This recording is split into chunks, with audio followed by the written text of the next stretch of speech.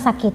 Jadi pas saat di PT itu aku sakit, bener-beneran sakit, sudah seminggu lebih nggak sembuh-sembuh, udah dibawa ke bidan aku nggak sembuh, jadi aku tuh diharuskan untuk ke rumah sakit waktu itu. Kurang lebih biayanya itu 700 sampai 900 gitu, sedangkan aku tuh nggak punya duit sebanyak itu gitu.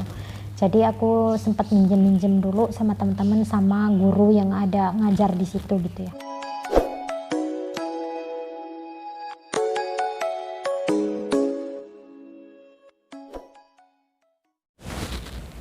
Hai, assalamualaikum guys, kembali lagi dengan aku Nur Afifah NR.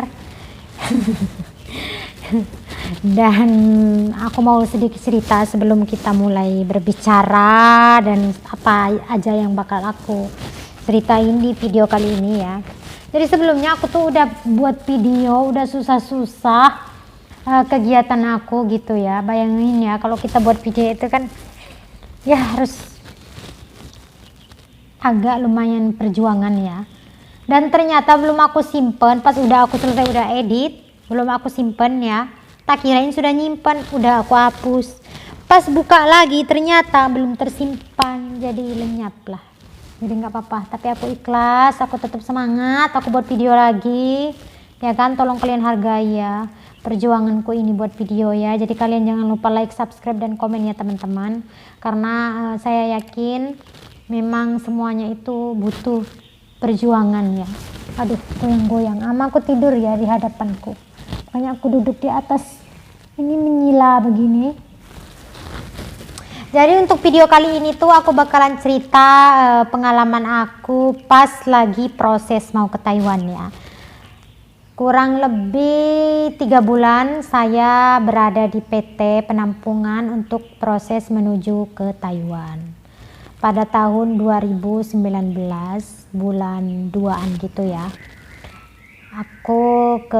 Jadi aku udah hampir 3 tahun ya di Taiwan ini. Masuk PT penampungan itu, dan di penampungan itu kita di sana ada belajar sekolah gitu ya, kayak anak-anak sekolahan gitu. Jadi kita ada dari Senin sampai Jumat itu kita belajar, dan Sabtu Minggu libur. Apa aja yang kita pelajari pas saat di PT itu kita belajar bahasa Mandarin ya, satu kata satu-satu gitu, sehari itu 20-30 kata kayak gitu. Contohnya seperti wo, saya, ni, kamu gitu, ta, dia kayak gitu. Jadi satu kata kayak gitu ya, tiap hari dihafalin kayak gitu. Masuknya itu dari jam 8 sampai jam 12 istirahat, masuk lagi dari jam 1 sampai jam 4. Nah terus gimana makanannya? Makanannya itu ditanggung sama PT. Jadi kita dikasih sarapan, dikasih makan siang sama makan malam.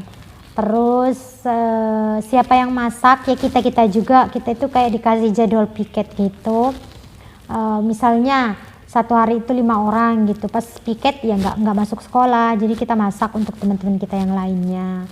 Terus makanannya itu apakah layak apa enggak? Menurutku layak banget sih, karena di situ kita dikasih nasi, dikasih lauk, sayur gitu, walaupun tempe, tahu, sesekali ada ayam, ikan pernah, telur kayak gitu pernah. Terus bagaimana tidurnya? Tidurnya juga ada kasur, tapi yang ranjang tingkat gitu ya, biasa kayak di anak-anak pondok kayak gitu. Sempet aku nggak kebagian kasur karena baru datang waktu itu, rame banget. Jadi pas makin mau puasa semakin sedikit karena nggak nerima lagi kan, jadi aku kebagian kasur lah pas udah deket-deket mau terbang gitu. Selain dari kita belajar, terus belajar bahasa, terus belajar masak, praktek masak, ada juga kita belajar praktek cara memandikan pasien, karena kan kita menjaga orang tua gitu ya, menjaga orang sakit, cara ganti baju yang benar, terus cara ngukur tekanan darah, cara ngasih obat, cara dorong kursi roda gitu-gitu prakteknya. Terus cara masang spray, pokoknya semuanya diajarin kita itu, diajarin di PT ya. Jadi nggak kebuang sia-sia juga, enggak. Jadi kita emang ada yang kita pelajarin gitu. Terus sambil kita menanti proses-proses seperti foto pisah, terus ada juga BLK yang kita lewatin itu. Terus yang paling penting prosesnya itu teto. Nah, teto itu menentukan kita bakalan jadi bisa berangkat ke Taiwan atau tidak, karena banyak juga yang kayak di blacklist gitu kalau misalnya tanggal lahir kita nggak sama atau ada keselipan di data-data kita gitu. Jadi teto itu benar-benar menentukan kita apakah bisa masuk di Taiwan atau tidak. Nah, setelah teto kita tinggal menunggu PAP. PAP itu terakhirnya, proses terakhir kita itu dapat wejangan atau ilmu gitu ya. Jadi dari semua calon TKI yang mau berangkat ke luar negeri itu dikumpulin gitu ya pada tempat atau gedung itu, yang kita dikasih ujang-ujangan kayak gitu. Itu namanya PAP, berarti udah mau terbang.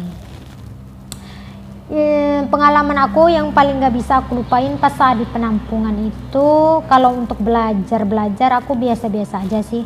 Maksudnya masih biasa gitulah, nggak ada yang lucu-lucu banget, nggak ada yang susah-susah banget, nggak, biasa-biasa aja. Tapi aku pernah sakit. Jadi pas saat di PT itu aku sakit, bener-beneran sakit, sudah seminggu lebih nggak sembuh-sembuh, udah dibawa ke bidan aku nggak sembuh, jadi aku tuh diharuskan untuk ke rumah sakit waktu itu. Dimana aku nggak ada jamkes, nggak ada askes, jadi aku cuma punya KTP, jadi harus pakai uang, bayar pakai uang, dan kita sendiri yang tanggung. Itu kayak bener-bener ya Allah, belum pernah keluar negeri masa udah mau mati ibaratnya kayak gitu, maafnya ngomong ya, karena bener-bener sakitnya itu aduh tipes ya, tapi udah sampai kejang-kejang gitu. Teman-teman yang di dekat tempat tidur aku tuh ngebantuin aku, ngerawat aku. Jadi buat teman-teman aku yang dulu itu ngerawat aku, makasih banyak lah buat teman-teman aku semuanya, kalian baik-baik. Semoga kita sukses semuanya di negeri orang ya. Akhirnya aku dibawa ke rumah sakit waktu itu. Kurang lebih biayanya itu 700 atau 900 gitu. Sedangkan aku tuh nggak punya duit sebanyak itu gitu.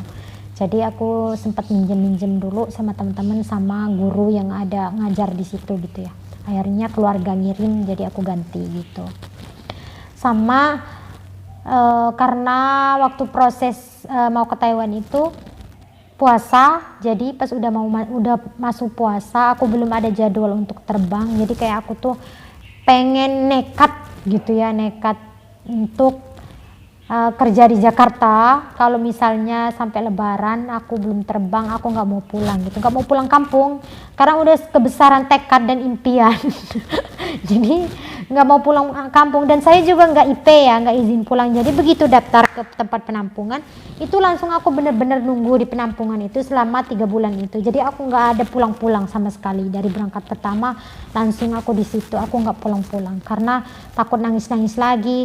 Terus aku kan aslinya orang Lampung ya, jadi aku proses ke Bekasi, jadi makan waktu, makan ongkos, jadi aku lebih baik menahan, udah nggak pulang-pulang lagi, sekalian melatih jauh dari keluarga kayak gitu, jadi nggak ngulang-ngulang nangisnya, jadi aku nggak pulang.